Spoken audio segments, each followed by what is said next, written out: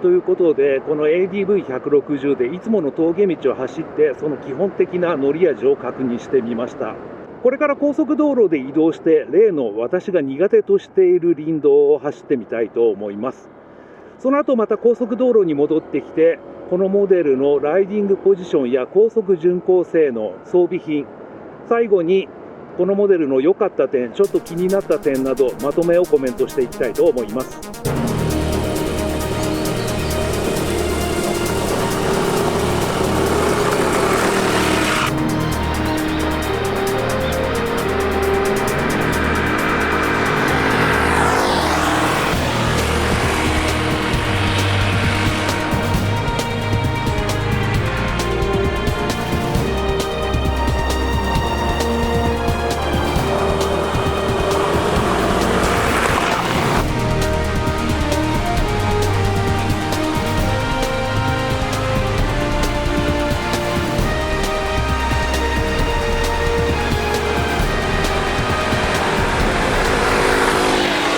それでは林道を走ってみたいと思います。このモデルはこういうデザインなのでここを走ってみますが、おそらくですね、このモデルが想定しているよりはちょっとその坂を登りきるまではちょっと激しめの厳しめの林道になるのではないかと思います。私はそれほど邪魔に思うタイプではないので、トラクションコントロールはそのままオンのまま行きたいと思います。はい、それでは行きます。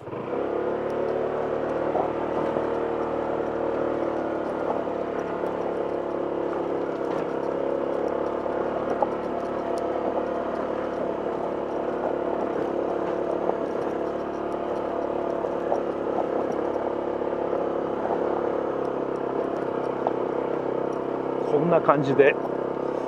わ立ちがあるし、地面がここふかふかで柔らかいんで、ここがね難しいんですよね。で、最低地上高があまりないのでコース選択をしていく必要はあると思いますが、どうでしょうか。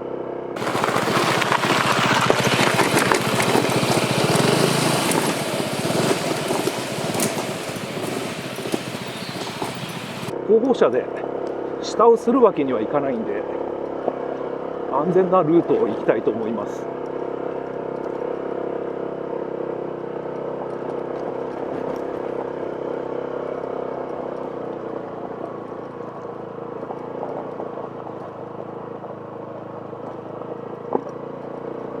こういったダート走行はある程度想定したモデルだとは思いますが、何分スクーターということでホイールが小径ですので、オフロードモデルや例えばもっと小さい排気量のバイクであればクロスカブなど、それらと比べると突き上げられてしまうというところはありますが、それでもやはり先代の ADV150 で走った時はもっとリアがバンバンと跳ね上げられるような感触があったと記憶しています。一方、このモデルとなって峠道でコメントした通り、サスペンションはよく動くようになったのではないかと思っています。で、これに関してはね、人によって感じ方が違う場合、いくつかの要因があるとコメントしましたが、やはりこの個体に関してはこうしてちょっと激しめの林道を走っていても、特にリアタイヤが路面を捉えてくれている感触があるんですよね。タイヤがタイヤなんで無理はできないとは思いますが、それでも今のところもね、結構深いわ立ちを乗り越えたんですが大丈夫でした。ここもはい、最低地上高そんなにないんでお腹をするかなと思ったんですが大丈夫でしたね。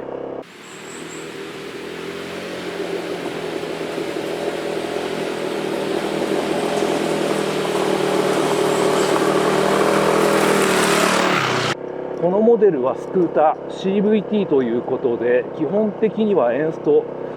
することはないということ、そして何分車体が小さいんで、さっきのね足回りの感触が良くなったということももちろんプラスには作用していますが、想像していたよりはずっとコース選択の自由も大きいし、走りやすいなという感じがします。おそらくシティユース中心に考えられたオフロードテイストのオンオフタイヤということで、無理はできないということに変わりはないんですが、それでも結構いけますね。あとやはり車体が小さいんで何かあっても転倒するリスクは相当低いということが精神的に結構楽だなという気がします。難所を登り切りました。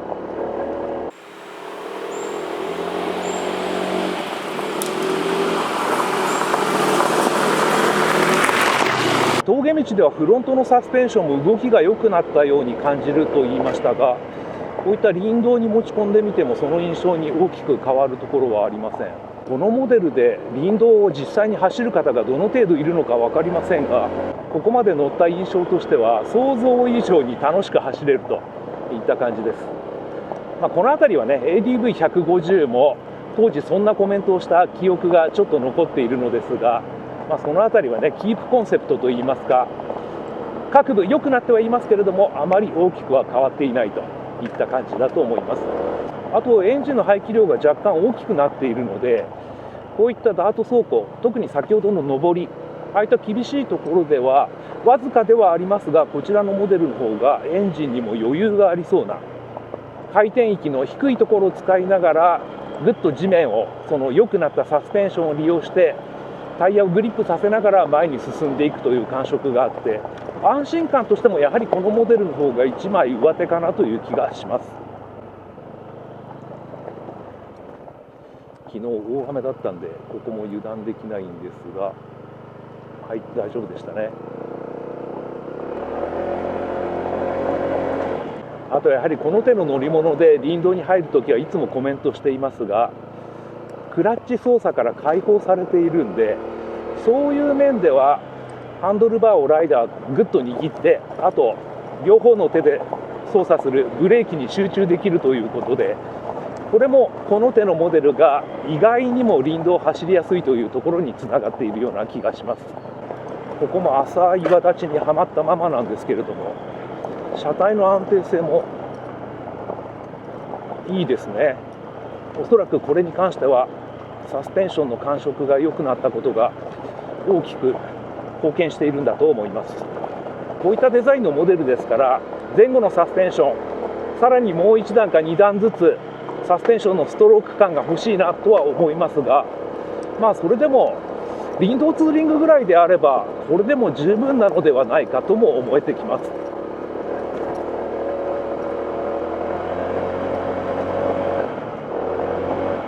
こんな感じで多少リアタイヤで路面の石を蹴散らしながら進むようなこともできますし、パワーも十分ですね。前後ブレーキはどうでしょう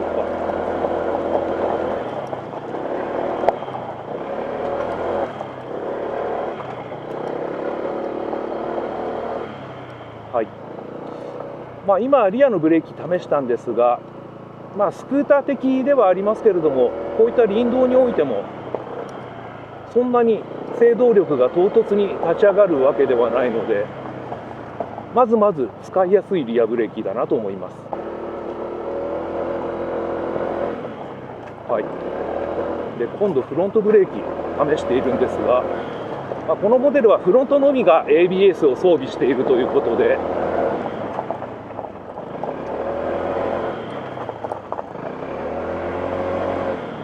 あえてフロントブレーキ強めにかけていますが、そんなに ABS 介入しないようですね。でこれはおそらく走り始めてからも幾度となくコメントしていますが、フロントのサスペンションも動きが良くなっているんで、ちょっとやってみますが、このようにフロントブレーキをかけていった時に、まずフロントフォークが沈んで、そこからじわっと制動力が立ち上がるという感じなので、こういった路面でもタイヤがグリップある程度しているのではないかと思います。その関係もあってね、ABS の介入が想像していたよりは少ないのではないかなと思います。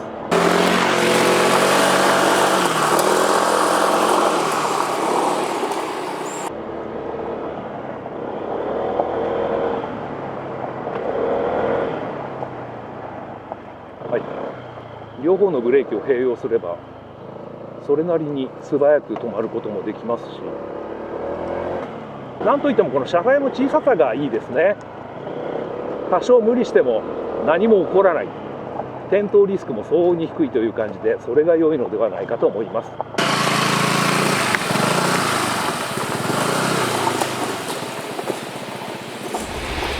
林道走行を終えて高速道路に無事戻ってきました。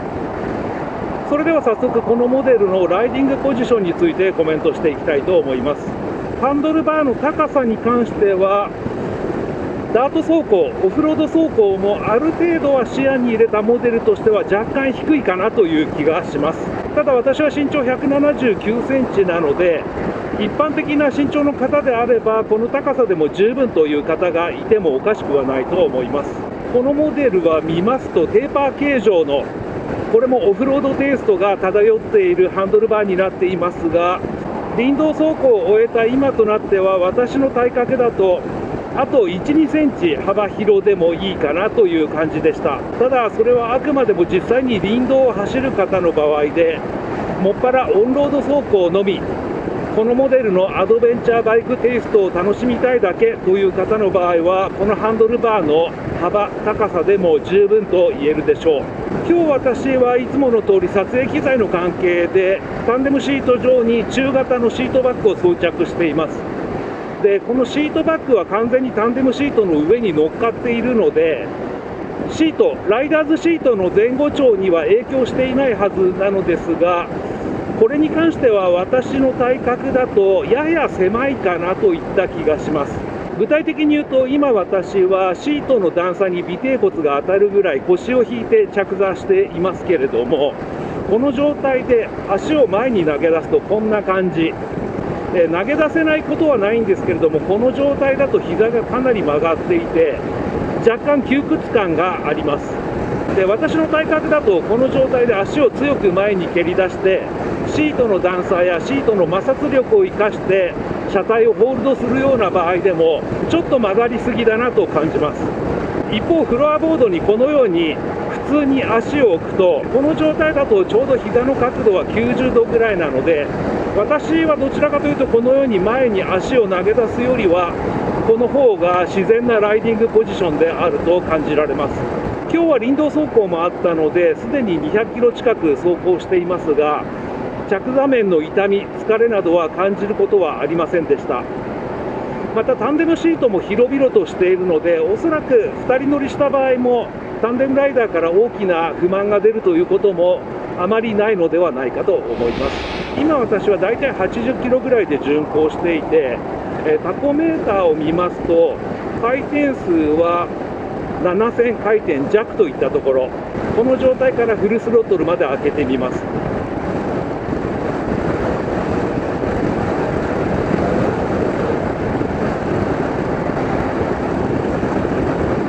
はい、先ほど平坦なところからここは少し上り始めているんですが、そのような状況であっても100キロぐらいまではスルスルと加速してライダーにはストレスがないといった印象でした。ここはまだ上っているのですが、再びスロットルを開けるとこのように比較的ゆっくりとではありますが、上り坂でも100キロの巡航速度まで到達することができました。今日は周りの車の流れが速いので、先ほどからだいたい100キロぐらいを維持しているのですが、私の印象だとこのモデルであれば100キロぐらいの巡航は全く問題ないと言えそうです。今ちょっとシートに不自然な入力を加えているんですが、このようなことをしてもですね、ちょっとや外では進路を乱さないというような安定性も備わっていて、私の感覚ではこれであればロングツーリングにも十分連れ出せるといった感じがします。それでは車線変更してみます。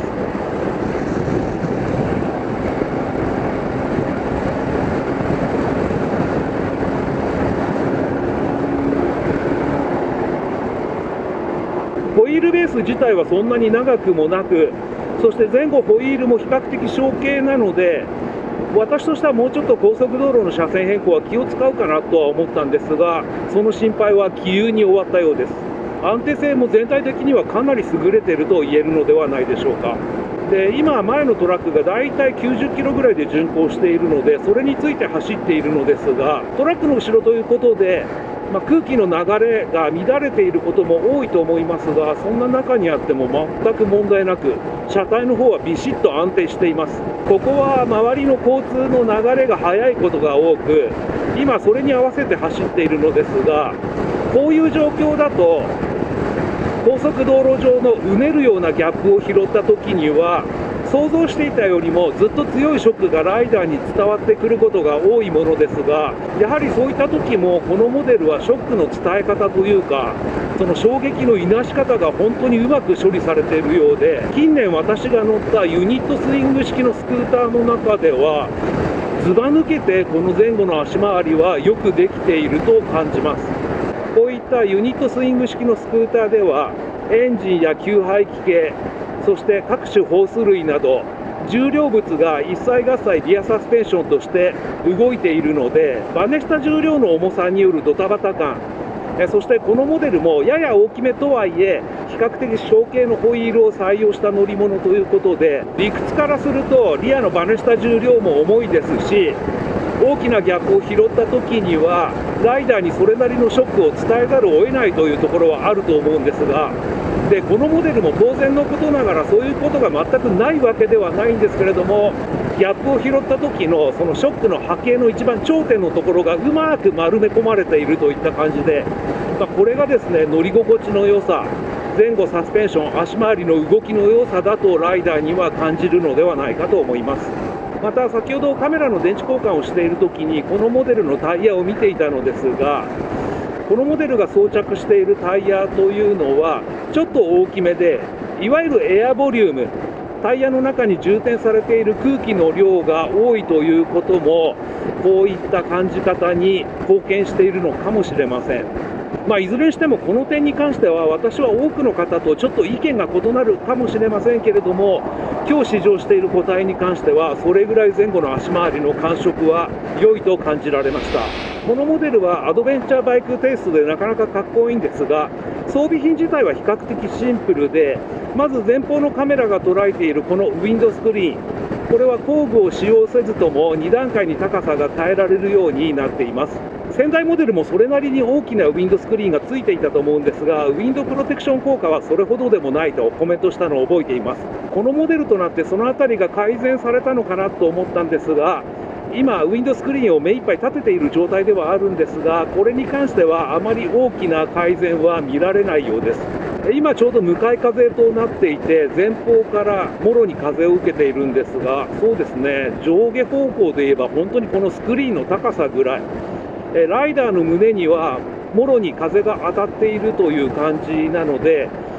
上下方向、高さ方向のウィンドプロテクションもそれほど高くはないといった印象です。肩はですね、完全に走行風にさらされているという感じなので、横方向もはっきり言って大したことはないなという感じがしています。もしかしたらこれ以上大きなウィンドスクリーンを装着すると、今のように強い風が吹いているときは操縦安定性に問題が出るかもしれないということで、このスクリーンの大きさはこれぐらいにとどめられているのかもしれません。メーターパネル自体は反転液晶タイプで、タコメーターもあったりとか、あと表示項目もこのメーターパネルの手前のこの十字キーというんですかね、これで多彩な表示項目を切り替えられるわけですが、メーターパネルに関してはそうですね、反転液晶でなくてもいいかなと個人的には思っていて、ただ機能としては時計、タコメーター、燃料計、電圧計、燃費計、トリップ A、B など必要とされる機能は全て揃っているので、突出して見やすいものではありませんけれども、私はまずまずなのではないかと思います。またこれは装備品と言えるかどうか分かりませんが、リアのサスペンションに関して言うと、私はこのモデルであればせめてプリロード調節ぐらいはあればいいのかなと思うんですが、それは備わっていないようです。ただ今日何度もコメントしてきた通り、基本的には私はユニットスイング式を採用するスクーターとしては、このリアサスショックアブソーバーはおおむね優秀なのではないかと感じています。もう試乗も終盤なのでまとめに入りたいと思いますが、私はこのモデルの中で一番良かったと思ったのは、今日何度もコメントしてきた前後の足回りです。